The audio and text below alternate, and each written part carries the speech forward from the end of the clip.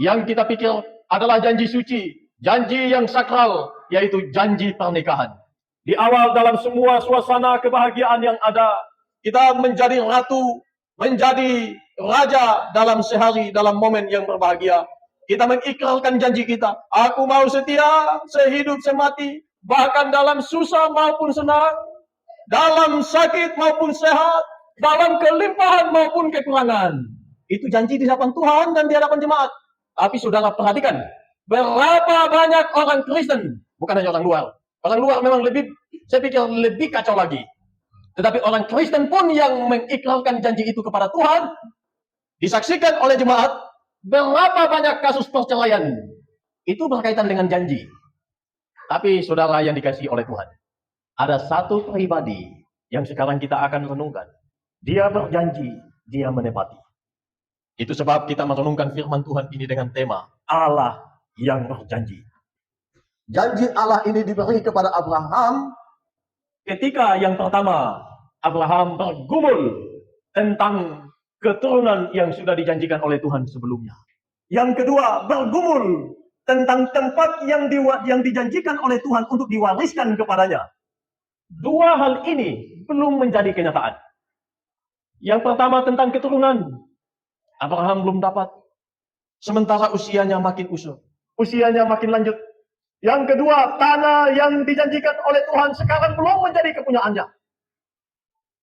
Dua janji ini memang belum tergenapi. Tetapi sekarang lebih eksplisit lagi Tuhan sampaikan janjinya. Dalam perjanjian ini, Tuhan menyampaikan janjinya. Sekali lagi saya katakan, janjinya lebih tajam, lebih jelas, lebih eksplisit lagi. Kalau sebelum dijanji keturunan, sekarang bahkan dikatakan, dari darah dagingmu, keturunan itu akan muncul. Bukan hambamu Eliezer yang akan mewarisi apa yang sudah kujanjikan. Dari darah dagingmu akan muncul keturunan yang kujanjikan. Lalu yang kedua, Tuhan kuatkan lagi. Sekali lagi, sudah perhatikan, ini belum jadi kenyataan. Belum. Tuhan janjikan yang kedua. Tanah sekarang lebih jelas lagi. Dari sungai Mesir sampai sungai Efrat. Dan itu pula yang terus menjadi kerinduan Israel sampai hari ini. Sudah perhatikan, di bendera Israel ada atas dan bawah, itu garis, lalu garis warnanya biru seperti biru laut. Itu ada makna. Tapi saya tidak katakan akan melakukan invasi dan lain sebagainya. Tapi sebagai satu kerinduan yang besar. Itu janji Tuhan. Dan sudah tergenapi. Walaupun sampai sekarang, kalau kita perhatikan secara geografis, itu tidak sepertinya. Tetapi, klimaks daripada semua itu Tuhan nyatakan. Saudara yang dikasihi oleh Tuhan, mari kita memperhatikan Allah yang berjanji. Yang pertama, ada tanda daripada kehadiran Allah di dalam janjinya. Di dalam ayat yang ke-17, dikatakan ada perapian berasap dan suluh atau obor yang berapi. Ini adalah lambang daripada kehadiran Allah, kuasa Allah, dan penyertaan Allah. Tiga hal ini penting. Allah yang berjanji, tapi kalau Allah tidak ada, tidak menunjukkan eksistensinya dengan cara yang ajaib, bagaimana Abraham bisa percaya bahwa Allah memang demikian ada? Allah menyatakan dirinya. Dia hadir di tengah-tengah Abraham. Bersama-sama dengan Abraham. Tetapi kehadiran itu tidak cukup. Butuh kuasa sebagai satu eksistensi dan pengakuan bahwa memang apa yang dijanjikan akan terjadi, akan digenapi. Lalu dengan dua lambang tadi, perapian yang berasap, obor yang menyala, betul-betul Tuhan berkuasa. Dan itu sekaligus menandakan penyertaan Tuhan bagi Abraham dan seluruh perjalanan ke depan dan kepada keturunan yang akan datang. Saudara, sekarang perhatikan. Waktu orang Israel dibawa dari Mesir oleh Tuhan menuju tanah Kanaan, mereka dipimpin oleh tiang awan dan tiang api. Sebelum itu terjadi, ratusan tahun sebelum, ini sudah dinampakkan kepada Abraham dengan cara yang tadi. Ada perapian yang berasap, ada obor yang berapi, yang menerangi, yang membuat jalan menjadi jelas. Kemudian 400 tahun berlalu, Tuhan membuktikan itu. Sekali lagi, ini belum klimaksnya. Klimaks daripada semua ini adalah ketika Tuhan mengorbankan dirinya di atas kayu salib. Tapi mari kita perhatikan poin yang kedua. Selain tanda kehadiran Allah, dari perjanjian yang di dalamnya ada janji Allah itu, Allah mengikatkan dirinya pada perjanjian yang dibuat oleh Allah. Perjanjian itu diikat oleh dua pihak. Yang pertama sebagai pihak pertama yaitu Allah. Lalu yang kedua, pihak kedua yaitu Abraham. Saudara, tradisi zaman itu, orang yang mengikat satu perjanjian, maka seperti yang Abraham lakukan, yang diperintah oleh Tuhan menggunakan tradisi waktu itu, kedua hewan yang sudah ditetapkan oleh Tuhan dipotong belah dua. Lalu satu ditaruh di sebelah kanan, satu di sebelah kiri. Setelah itu, kalau sudah sepakat atas isi daripada perjanjian, kedua pihak ini berjalan melalui kedua belah potong daripada hewan itu. Jadi mereka jalan di antara potongan-potongan itu. Dengan makna yang tentu jelas. Siapa yang melanggar perjanjian ini, dia akan sama seperti hewan-hewan yang di kiri kanan yang akan terkutuk, yang akan mati mengenaskan. Itu perjanjian yang ada dan berlaku pada waktu itu. Sekarang Tuhan menggunakan konteks budaya dan tradisi itu untuk memberikan satu pesan yang jelas kepada Abraham bahwa Allah melakukan itu dengan sesungguh-sungguhnya, dengan segenap hatinya. Bahkan kalau sudah seperti ini, maka kita bisa memahami bahwa apa yang menjadi tanggung jawab daripada perjanjian itu menjadi tanggung jawab bersama. Kalau dalam konteks tradisi, sesuai dengan isi perjanjiannya seperti apa tentunya. Tetapi saudara yang dikasihi oleh Tuhan, yang dipertontonkan di dalam ayat-ayat yang sudah kita baca ini, saudara jikalau teliti, yang melewati potongan itu hanya satu pihak. Pihak yang membuat janji, yang membuat perjanjian itu saja, yang menginisiasi perjanjian itu saja, yang melewati dua potongan itu. Abraham tidak melewatinya. Ini sesuatu yang menarik. Karena tidak lazim jikalau orang membuat perjanjian, lalu pihak kedua tidak melakukan atau tidak mau taat pada perjanjian itu. Tetapi di dalam ayat-ayat yang kita sudah baca tadi, hanya Allah yang melewati. Hanya Allah yang melewati potongan-potongan itu. Itu adalah perjanjian sepihak. Tetapi melibatkan pihak kedua. Memang Tuhan yang mengikat perjanjian itu. Tetapi Abraham tidak dituntut dan tidak terlibat untuk menaati apa yang dijanjikan oleh Tuhan. Ini lebih bersifat pasif daripada aktif untuk menaati perjanjian itu. Bahkan dikatakan di dalam kitab suci yang kita baca tadi, Abraham sedang tidur sementara Tuhan bekerja. Tuhan melewati apa yang Tuhan rancangkan. Poin daripada semua ini saya singkatkan. Allah mengambil semua tanggung jawab itu bagi dirinya. Kalau kita posisikan sebagai manusia, kalaulah apa yang sudah dijanjikan dan isi dari perjanjian ini tidak digenapi, tidak ditepati, Abraham tidak kena imbasnya, tapi Allah sendiri yang menanggung akibatnya.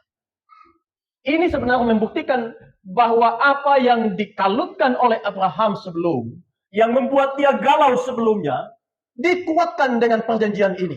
Abraham, perhatikan. Sekarang saya berjanji kepadamu, janji itu pasti berbarengan dengan bersumpah kepadamu, demi diriku aku bersumpah secara tidak langsung, bahwa aku akan melakukan apa yang sudah kukatakan ini. Buktinya, aku akan melewati dua belahan daging itu. Di antaranya aku akan lewati sebagai tanda bahwa aku tak mungkin ingkar pada kata-kataku. Sederhananya begitu. Tuhan melakukan semua itu, mengambil tanggung jawab itu. Saudara, jangan salah paham dengan apa yang dilakukan oleh Tuhan. Kita melihat konteks, belajar konteksnya. Abraham sedang galau. Kapan Tuhan? Kapan janjimu tergenapi? Sampai sekarang aku belum lihat tanda-tanda. Sampai berapa lama aku menanti? Dalam pikiran-pikiran yang demikian, Tuhan menyatakan perjanjian itu. Lalu Tuhan berjanji di dalam perjanjian itu. Sekali lagi Abraham tidak diminta, tidak. Ini bukan karena kekuatan Allah tidak cukup, bukan. Johannes Calvin mengatakan ketika menafsirkan bagian ini, bukan karena Allah kurang kuat, bukan karena firman-Nya kurang kuat, maka Allah mengikat perjanjian ini dengan sumpah. Tetapi karena kelemahan iman manusialah Allah melakukannya. Sampai sini saya harap saudara bisa memahami. Allah tidak perlu untuk menunjukkan itu kalau dia mau saja. Tetapi sebagai penguatan iman bagi hati yang gundah, Tuhan menyatakan itu dengan penuh kelembutan dan kesungguhan. Bukankah itu sesuatu yang istimewa? Dialami oleh Abraham, dialami juga oleh kita dengan perspektif dan cara Tuhan yang berbeda. Tetapi tujuannya selalu sama, mengarah untuk menuju pada kemuliaan yang kekal. Mungkin kita punya kegundahan, punya berbagai hal dalam hati dan benak. Kita mungkin kalut, kita mungkin berpikir, kenapa harus seperti ini? Bahkan pada satu titik mungkin kita kecewa, mungkin kita tersakiti, lalu menimbulkan kepahitan, bahkan kebencian. Tapi saudara ingat, kalau itu dilakukan oleh Tuhan kepada Abraham, maka Tuhan yang sama juga bisa melakukannya kepada kita. Tadi ketika saya berkhotbah di Denpasar, saya menekankan tentang makna Immanuel, Allah beserta kita. Ingatlah itu. Dan itu sudah dibuktikan sepanjang lintasan sejarah dan zaman sampai hari ini. Allah yang sama, tidak berubah, tidak berbeda, menyatakan janjinya yang sama pula. Janjinya jelas, aku menyertai kamu sampai kesudahan zaman. Itu sesuatu yang menghibur bagi setiap hati yang kalut, bagi setiap hati yang dipenuhi dengan pergumulan. Tuhan tidak tinggal diam. Tuhan tidak hanya sekedar jadi penonton. Tuhan bersama-sama dengan orang yang patah hati, dengan orang yang luka batin, dengan orang yang bergumul, dengan orang tetapi sekali lagi harus mengandalkan Tuhan dalam semua itu. Berserah kepada Tuhan. Saudara perhatikan, memang Allah mengikat perjanjian dengan Abraham dan saya sudah katakan Abraham sifatnya pasif. Tetapi yang Tuhan minta daripada Abraham, hai Abraham, percayalah. Jangan lagi engkau khawatir. Jangan lagi engkau meragukan kekuatanku, janjiku, perjanjianku. Percayalah. Percayalah. Dan itu yang Tuhan inginkan. Saudara yang dikasihi oleh Tuhan. Sama seperti Abraham, diminta supaya percaya kepada kehendak, kepada kuasa, kepada kehadiran Allah dan penyertaannya. Demikian pula lah kita. Tuhan inginkan kita percaya kepadanya. Saudara yang dikasihi oleh Tuhan, dari semua yang dilakukan oleh Tuhan ini, seperti saya katakan tadi, Tuhan mengambil tanggung jawab itu dan melimpahkan pada dirinya. Sekarang saya sampai pada klimaksnya. Semua tanggung jawab di dalam perjanjian, yang di dalamnya ada janji Tuhan itu, kemudian tergenapi sampai di kayu salib. Kalau itu tidak digenapi di kayu salib, Abraham tak mungkin disebut sebagai bapa segala bangsa. Abraham tak mungkin disebut sebagai bapa orang beriman. Tetapi ketika Tuhan menyelesaikan, menggenapi semua itu di kayu salib, sekarang Abraham dikenal sebagai bapa orang beriman. Iman saya dan saudara tidak dipautkan pada Abraham. Tapi kita memautkan iman kita pada korban yang dipersembahkan di kayu salib. Kepada dialah hati kita tertuju.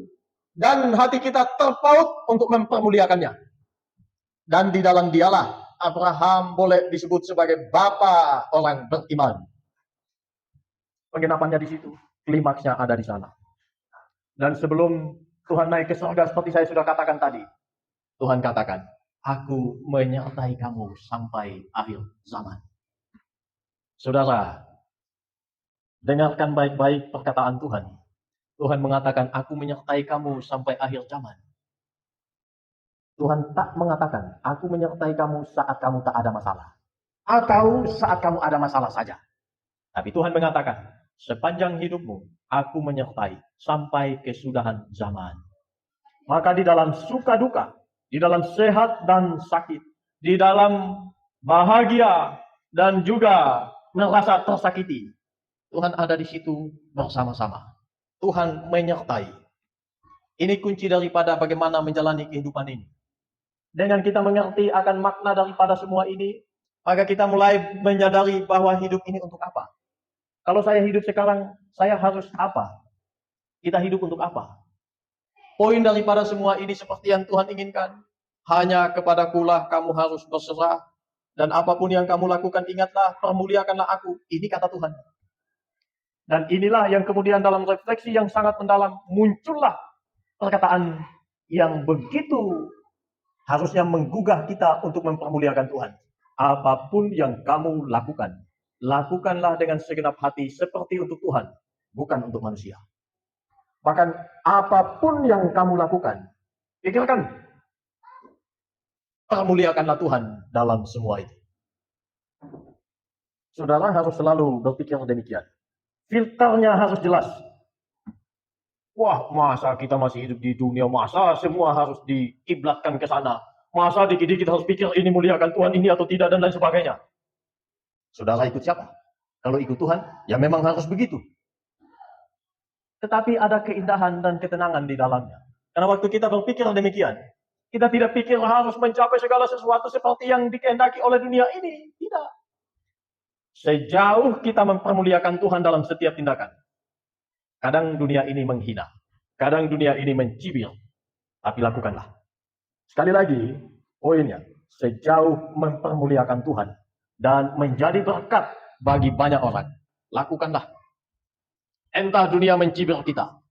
Ini memang susah ketika kita hidup bersama-sama di dalam dunia ini. Banyak orang di lingkungan kita tidak mengenal Tuhan.